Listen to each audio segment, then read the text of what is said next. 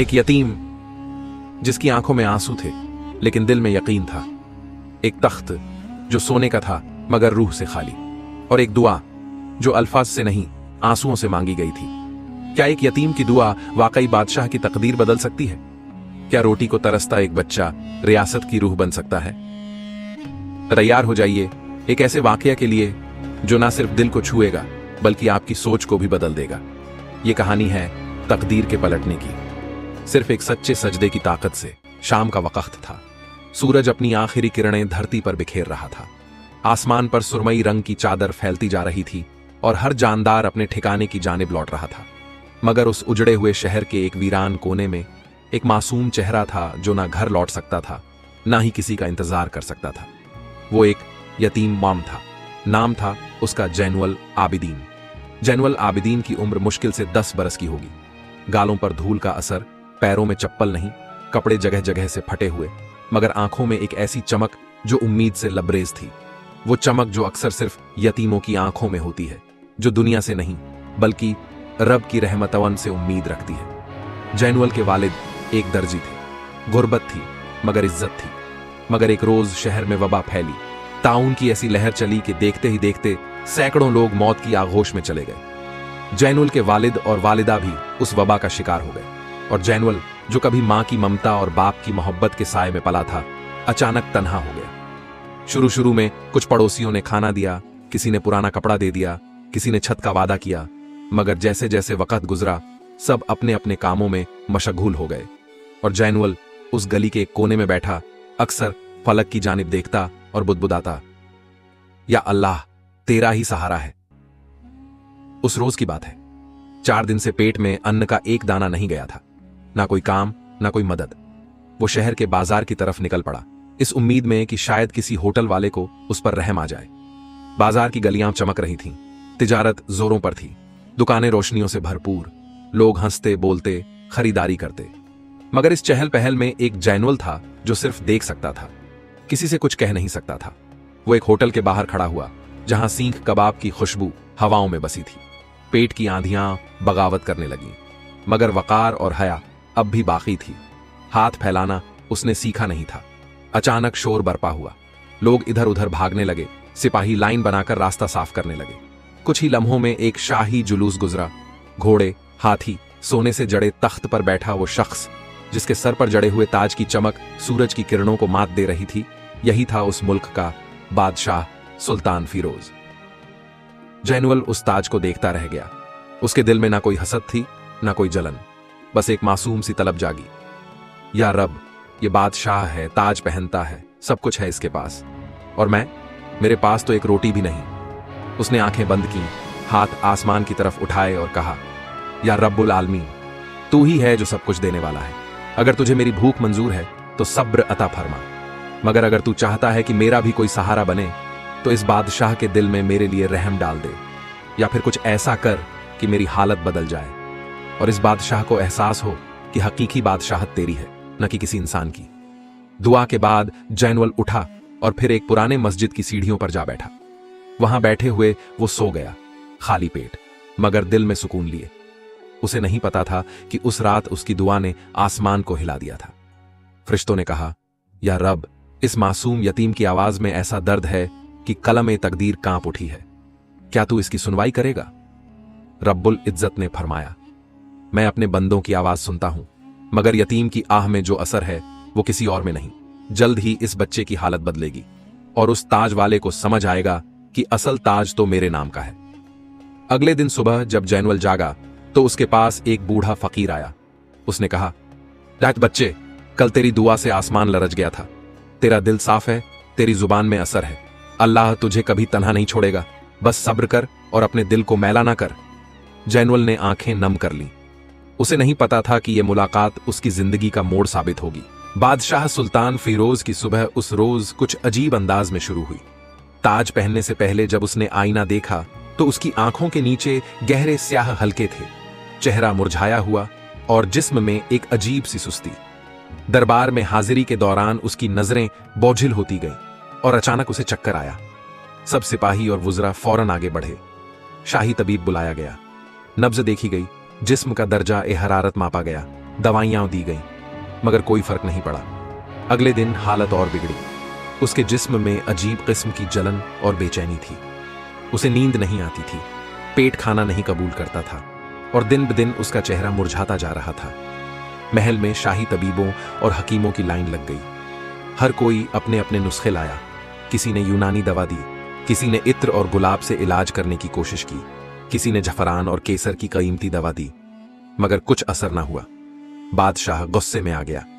उसने चीख कर कहा, यह कैसी बादशाहत है कि मैं खुद ही अपने जिस्म में कैद हो गया हूं। कोई मुझे नहीं बता सकता कि मुझे हुआ क्या है।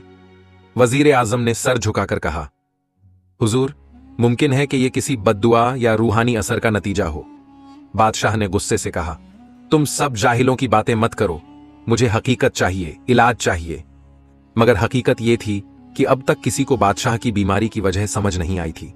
तीसरे रोज जब बादशाह का चेहरा जर्द पड़ चुका था और उसके होंठों पर सफेदी आ गई थी, तभी महल के बाहर एक बुजुर्ग औरत आई। सादी सी धोती, सर पर चादर, कांपते हाथों में एक डंडा, मगर चेहरा रोशन और आंखों में एक अजीब सा सुकून। महल के दरबानों ने उसे रोका, मगर वो अड़ी रही। उसने कहा, मैं बादशाह से नहीं, उसकी बीमारी से बात करने आई हूं। लोगों ने हंसकर टाल दिया, मगर जब उसी वक्त बादशाह की हालत और बिगड़ी तो किसी ने मजाक में कह दिया, चलो इस बूढ़ी औरत को अंदर ले जाओ, शायद यही कुछ कर पाए। बूढ़ी औरत को जब सुल्तान फिरोज के पास लाया गया तो वो कुछ पल उसे गौर से देखती रही। फिर उसने एक ठंडी सांस भरी और कहा, बादशाह सलामत, तेरी बीमारी का इलाज दवाओं में नहीं है। बादशाह ने हैरानी से पूछा, फिर किस में है? बूढ़ी औरत ने आंखें बंद की और जवाब दिया, एक यतीम की भूखी दुआ ने आसमान को हिला दिया है, और जब यतीम की आह आसमान तक पहुंचती है तो जमीन के बादशाह भी बेबस हो जाते हैं। बादशाह की पेशानी पर बल पड़ गया। क्या कह रही हो तू? एक यतीम, मैं, बीमार, उसकी दुआ से? हां, बूढ़ी औरत ने कहा, तूने उस मासूम की हालत नहीं देखी, मगर रब ने देखी। वो यतीम भूखा था, थका था, मगर उम्मीद से भरा हुआ। उसने रब से तेरे लिए दुआ नहीं मगर इंसाफ की फरियाद की थी। रब ने तुझसे उसका हिसाब मांगा है। बादशाह कुछ देर खामोश रहा। दरबार में सन्नाटा छा गया। वो बादशाह जो ताज और तख्त का मालिक था, उस वक्त एक बूढ़ी औरत के लफ्जों के सामने लाचार लग रहा था। कौन है वो यतीम? बादशाह ने ठंडी आवाज में पूछा। मैं नहीं जानती उसका नाम, मगर इतना जानती हूं कि वो उस पुरानी मस्जिद की सीढ़ियों पर सोता है, गली के कोने में बैठा आसमान को देखता है, और जब दुआ करता है तो फरिश्ते भी झुक जाते हैं। बादशाह ने फौरन हुक्म दिया, शहर के हर कोने में ढूंढो उस यतीम को। सिपाही निकलें, वजीर तलाश करें, हाकिम सवाल करें, मुझे वो बच्चा चाहिए, अभी। इसी वक्त सारा महल हरकत में आ गया। सैकड़ों सिपाही निकल पड़े। हर गली, हर कूचा, हर मस्जिद की सीढ़ी, हर छत, सब जगह एक बच्चे की तलाश होने लगी। इधर जैनुल आबिदीन उसी पुरानी मस्जिद की सीढ़ियों पर बैठा था। नजरों में वही सुकून, वही भूख, वही फटी कमीज, मगर चेहरे पर शिकायत नहीं। उसी वक्त दो सिपाही वहां पहुंचे। एक ने पूछा, क्या तू यतीम है? जैनुअल ने सर हिलाया। तेरा नाम जैनुअल आबिदीन है? जी, उसने धीरे से कहा। सिपाही ने एक दूसरे को देखा और कहा, चलो बच्चे, बादशाह तुझसे मिलना चाहता है। जैनुअल हैरान हो गया। बादशाह मुझसे? पहले तो जैनुअल ने जाने से इनकार कर दिया। उसे डर था, क्यों बुलाया गया है? क्या गलती हो गई है उससे? कहीं सजा ना मिल जाए। मगर फिर उसे उसी बूढ़े फकीर की बात याद आई। तू अकेला नहीं है, रब तेरे साथ है। उसने गहरी सांस ली और कहा, अगर अल्लाह की मर्जी है तो चलो। मासूम यतीम जैनुल आबिदीन अब दो शाही सिपाहियों के साथ महल की तरफ रवाना था। उसके कदम कांप रहे थे, मगर आंखों में कोई खौफ नहीं था। रास्ते में शहर की गलियां उस बच्चे को देखकर हैरत से भर गईं। लोग सोचने लगे, ये वही यतीम है जो कल तक फटे पुराने कपड़ों में भीड़ से बचकर चलता था।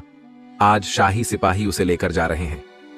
जब जैनुल आबिदीन को शाही महल के विशाल दरवाजे से अंदर लाया गया तो उसकी आंखें चौंधिया गईं।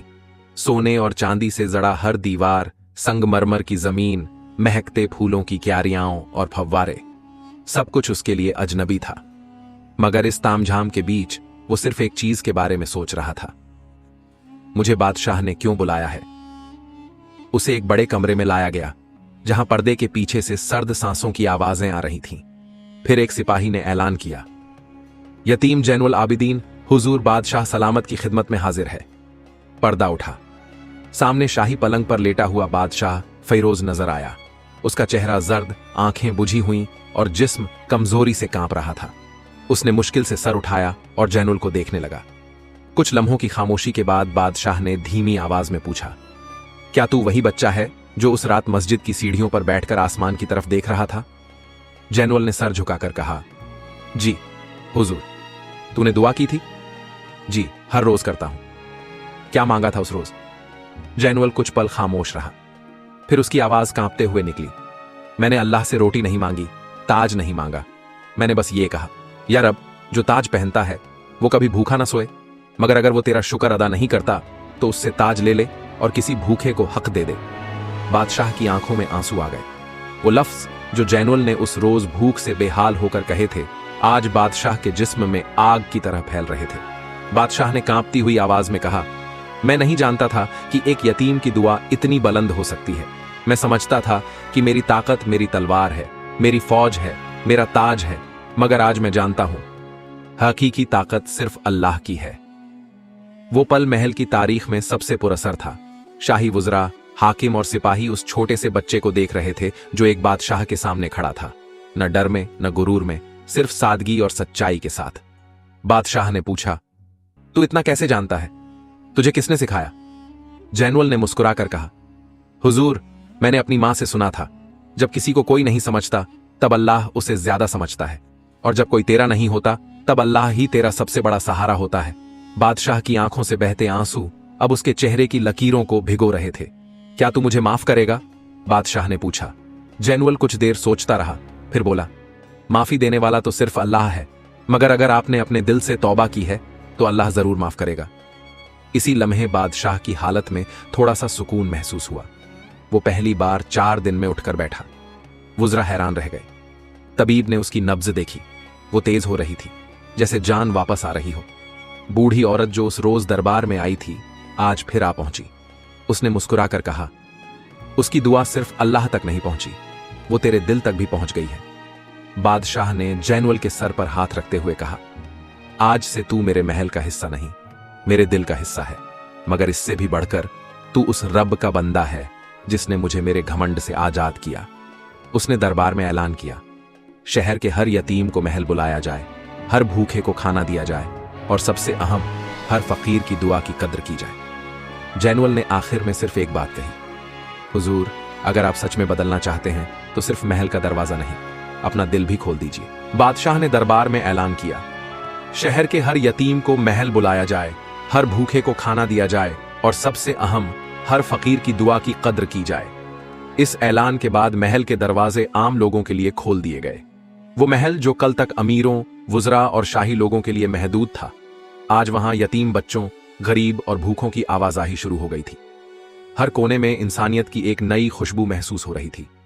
बादशाह फैरोज ने एक नई मिसाल कायम की। वो खुद हर हफ्ते 2 बार महल के आंगन में आम लोगों की फरियाद सुनता। जैनुल आबिदीन उसके साथ बैठता और अपने मासूम मगर दिल को छू लेने वाले अल्फाजों में लोगों की बातें समझाता। लोग कहते थे, इस बच्चे की जबान में असर है, इसकी आंखों में अल्लाह का नूर झलकता है। एक बार एक बूढ़ा फकीर आया जिसकी जमीन अमीर जमींदार ने छीन ली थी। पहले किसी ने उसकी नहीं सुनी थी, मगर अब वो जैनुल की अदालत में पेश हुआ। जैनुल ने बादशाह के सामने वो मसला ऐसे पेश किया कि उस जमींदार को खुद शर्म से सर झुकाना पड़ा। बादशाह ने फकीर को उसकी जमीन वापस दिलवाई और जमींदार से जुर्माना वसूल कर उसे शहर के लंगर में लगाया। उस रोज हर तरफ सिर्फ एक ही नाम गूंज रहा था, यतीम की दुआ से निकली इंसाफ की रोशनी। कुछ ही हफ्तों में शहर का नक्शा बदल गया। मस्जिदें आबाद हो गईं, बाजारों में इंसाफ लौट आया और लोगों के दिलों में नरमी आ गई। जो लोग पहले तक अपने घरों के दरवाजे बंद रखते थे, अब वो भूखों और यतीमों को दावत देने लगे। एक ऐसा दौर शुरू हुआ जिसे लोग रोशन अहद कहने लगे, और सबको मालूम था ये सब उस यतीम जैनुल आबिदीन की वजह से मुमकिन हुआ था, जिसकी एक सच्ची दुआ ने एक बादशाह की तकदीर ही नहीं, पूरे शहर की रूह बदल दी थी। बादशाह अब हर रोज फज्र की नमाज मस्जिद में अदा करता। वो अपने तख्त को अब अल्लाह की अमानत समझता था। उसे जब भी वक़्त मिलता वो जैनुल के साथ बैठकर कुरान की तिलावत करता और अपने गुनाहों की तौबा करता। एक रोज उसने जैनुल से पूछा, तुम्हारे दिल में कभी मुझसे नफरत नहीं आई? जैनुल ने कहा, नफरत तो अपने दिल में जलन छोड़ जाती है और भूखे दिलों में जलन की जगह अल्लाह का जिक्र होना चाहिए। बादशाह की आंखें नम हो गईं। उसने उस यतीम को गले से लगा लिया जैसे एक बाप अपने बेटे को सीने से लगाता है। बादशाह ने शहर में नए मदरसे खुलवाए जहां गरीब और यतीम बच्चों को मुफ्त तालीम दी जाती थी। हर मदरसे का नाम नूर ए दुआ रखा गया ताकि लोगों को हमेशा याद रहे कि एक दुआ ने कैसे अंधेरों में रोशनी भर दी थी। उल्मा और मुफ्ती लोग अब जैनुअल से मशवरा लेने लगे। वो बच्चे की उम्र देखकर नहीं, उसके इल्म और सच्चाई देखकर उसकी बात मानते थे। हर कोई जान चुका था कि यह बच्चा अल्लाह की रहमत का जरिया है, मगर जहां रोशनी होती है वहां अंधेरे का डर भी होता है। कुछ पुराने वुज़रा और दरबारी जो बादशाह के नजदीकियों में थे अब खुद को हाशिए पर महसूस करने लगे। उन्हें लगता था अगर ये यतीम इसी तरह बादशाह के दिल में जगह बनाए रहा तो एक दिन वो हमें दरबार से बाहर कर देगा। उन्होंने धीरे धीरे जहर फैलाना शुरू किया। कहते, हुजूर, एक बच्चा कैसे पूरे मुल्क की सियासत समझ सकता है? क्या आपने देखा नहीं कि वो यतीम आपको अपने रंग में रंगता जा रहा है? एक रात एक गुमनाम चिट्ठी बादशाह के तकिए के नीचे मिली। जो बच्चा आपको रोशनी दे रहा है, क्या आपने कभी सोचा कि कहीं वो आपको अंधेरे की तरफ तो नहीं ले जा रहा?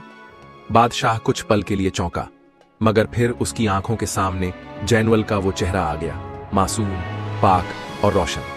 उसे अपने दिल की गहराई से आवाज आई, ये साजिश है और अल्लाह की रहमत पर शुभा करना खुद अपने ईमान पर शुभा है।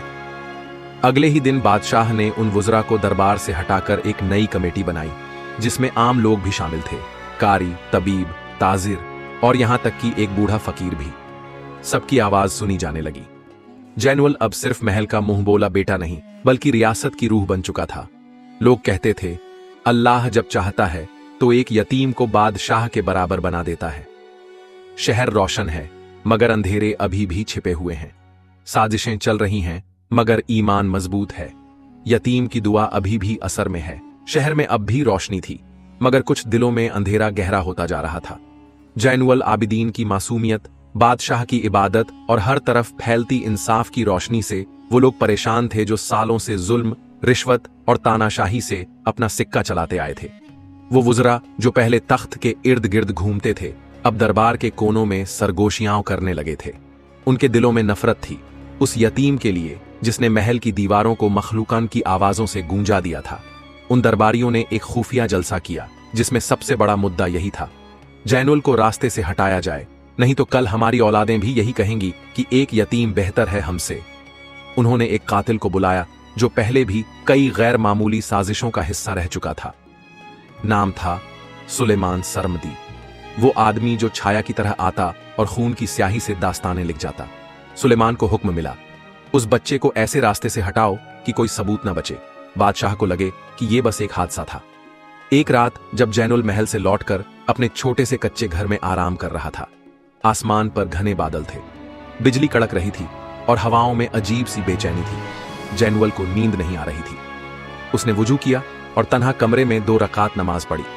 सजदे में गिरते ही उसने दुआ मांगी, ऐ मेरे रब, अगर तुझे मुझसे कोई काम लेना है तो मुझे महफूज रख, और अगर मेरी मौत में भी किसी की जिंदगी का फायदा है तो मेरा वक्त कबूल फरमा। उसी वक्त सुलेमान सरमदी छत से नीचे कूदा। उसके हाथ में झर में डूबा खंजर था, लेकिन जैसे ही उसने आगे बढ़ने की कोशिश की, एक कुत्ता जोर से भौंकने लगा। कुत्ता जैनुअल का पाला हुआ नहीं था, मगर अक्सर उसके घर के बाहर बैठा रहता था। आज उस जानवर ने इंसानियत की हिफाजत की। उसकी आवाज से पड़ोसी जाग गए। सुलेमान भाग गया, मगर उसका चेहरा किसी ने नहीं देखा। सुबह होते ही शहर में अफवाह फैल गई। जैनुअल को रात में कत्ल करने की कोशिश हुई। बादशाह को खबर मिली तो उसका चेहरा सफेद हो गया। उसने फौरन गार्ड बढ़ा दिए और जैनुअल को महल में बुलवा लिया। जब जैनुअल आया तो बादशाह ने उसे सीने से लगा लिया, आंखें भर आईं। कहा, मैं तुझसे अल्लाह की रहमत समझता हूं और अब ये ताज और ये तख्त दोनों तेरी अमानत हैं। उसी रोज शहर के बड़े उल्मा, सूफिया और बुजुर्ग लोग जमा हुए। उन्होंने मिलकर फैसला किया कि जैनुअल की हिफाजत अब सिर्फ हथियार से नहीं बल्कि दुआओं और रूहानी निगरानी से होगी। शहर की हर मस्जिद में उसके लिए दुआएं होने लगीं। लोग कहते, वो यतीम नहीं, अल्लाह का नूर है। बादशाह ने अपने वफादार जासूसों को हुक्म दिया कि इस हमले की तह तक पहुंचा जाए। जासूसों ने शहर के गली कूचों में छानबीन शुरू की। एक बूढ़ा कहार जो उस रात जैनुअल के घर के पास था, उसने सुलेमान का साया देखा था। सुलेमान अब शहर छोड़ चुका था, मगर उसकी आवाज पहचान ली गई थी। जासूसों ने उसकी तलाश शुरू कर दी। कुछ ही दिनों में पता चला कि वो एक पुराने खंडहर में छिपा बैठा है। जैनुअल को जब यह खबर दी गई कि हमला करने वाला पकड़ा जा सकता है, तो उसने कहा, अगर मेरी जान के बदले किसी को मौत दी गई तो मेरा क्या फर्ज हुआ। उसने बादशाह से दरख्वास्त की, इजाजत दीजिए कि मैं उससे बात करूं, तन्हाई में, सिर्फ मैं और वो। बादशाह ने हैरत से उसकी तरफ देखा, मगर फिर अल्लाह का नाम लेकर इजाजत दे दी। खंडहर में जैनुअल अकेला गया। सामने सुलेमान सरमदी बैठा था। जैसे ही उसने जैनुअल को देखा, चौंक गया। तुम अकेले? जैनुअल ने कहा, हां, क्योंकि जो अल्लाह के साथ हो उसे किसी का डर नहीं होता। सुलेमान के हाथ कांपे। जैनुअल ने कहा, क्यों कत्ल करना चाहते थे मुझे? सुलेमान की आंखें भर आईं। उसने कहा, मैं सिर्फ एक औजार था। असली का कातिल वो हैं जिन्होंने तुम्हारी रोशनी से अपना अंधेरा देखा। जैनुअल ने कहा, अगर तौबा कर लो तो शायद वही अल्लाह जिसने तुम्हें यहां पहुंचाया तुम्हें बचा भी ले। सुलेमान फूट फूट कर रो पड़ा। उसने जमीन पर सजदा किया और कहा, मैंने बहुत जुल्म किए हैं, मगर आज दिल करता है कि पहली बार इंसान बनूं। बादशाह को जब जैनुल की सलामती की खबर मिली तो उसने सुलेमान को माफ कर दिया। शर्त यह थी कि वो बाकी जिंदगी लंगर और मदरसे की खिदमत करेगा। अब शहर में एक नई कहावत थी, जहां यतीम की दुआ हो वहां कातिल भी सजदा करता है। जैनुअल अब और भी मकबूल हो गया। लोग उसे अब सिर्फ एक यतीम नहीं बल्कि एक रूहानी रहनुमा समझने लगे। उसकी हर बात अब लोगों की जिंदगी बदल देती थी। साजिश नाकाम हो गई। जैनुअल ने सब्र से जीत हासिल की। एक कातिल तौबा करके इंसान बन गया। शहर के गली कूचों में अब भी उसी यतीम की दुआओं की महक फैली हुई थी। वो लड़का जो कभी फटे पुराने कपड़ों में नंगे पांव ताजमहल को देखता था, आज लोगों के दिलों का ताज बन चुका था। मगर न तो उसके चाल में घमंड आया, न लफ्जों में रौब। उसकी सादगी अब भी उसी तरह कायम थी जैसी उस दिन थी जब वो पहली बार बादशाह के महल में दाखिल हुआ था। बादशाह सलामत अब पहले जैसे नहीं रहे। उनके चेहरे पर अब तकब्बुर की लकीरें नहीं थीं, बल्कि तौबा की लकीरें थीं। उन्होंने तख्त पर बैठते ही सबसे पहला काम यह किया कि अपनी पूरी दौलत का एक हिस्सा यतीमों, मिस्कीनों और बीमारों के लिए वक्फ कर दिया, और इस तमाम नेक काम की सरपरस्ती की जिम्मेदारी जैनुल आबिदीन को सौंपी गई। वीडियो से मिलने वाली सीख: 1. यतीम की दुआ को कभी हकीर न समझो, उसका रिश्ता अल्लाह से सीधा होता है। 2. तख्त और ताज अकायद की असल हकीकत अल्लाह की रहमत और इंसाफ है, न कि शोहरत या दौलत। 3. माफ करना किसी को इंसान से फरिश्ता बना सकता है। 4. सब्रौन हर मुसीबत का जवाब है। जब अल्लाह पर भरोसा हो तो डर कैसा। 5. इखलास से की गई दुआ जमीन से आसमान तक जाती है और तख्त की तकदीर बदल देती है। या रब, अगर कभी हमें तख्त दे तो इंसाफ की ताकत भी दे, अगर हमें दौलत दे तो उसमें तवाजुन भी दे, और अगर हमें किसी यतीम की आंख से आंसू पोंछने का मौका दे तो हमें अपने सबसे करीबी बना ले। आमीन। वीडियो को लाइक करें ताकि हमें और हौसला मिले। अपने दोस्तों और परिवार के साथ शेयर करें ताकि और लोग भी इस वाकया से सबक ले सकें। चैनल को सब्सक्राइब करें और बेल आइकॉन दबाएं ताकि आप हमारी नई कहानियों को मिस न करें। कमेंट में बताइए कि इस वाकया ने आपको क्या सबक दिया। .log और आपको स्क्रीन पर हमारी वीडियो दिख रही होगी, उससे भी देखिए और कुछ अच्छा सीखे। जल्दी मिलते हैं एक और नई इबरतनाक इस्लामिक कहानी के साथ।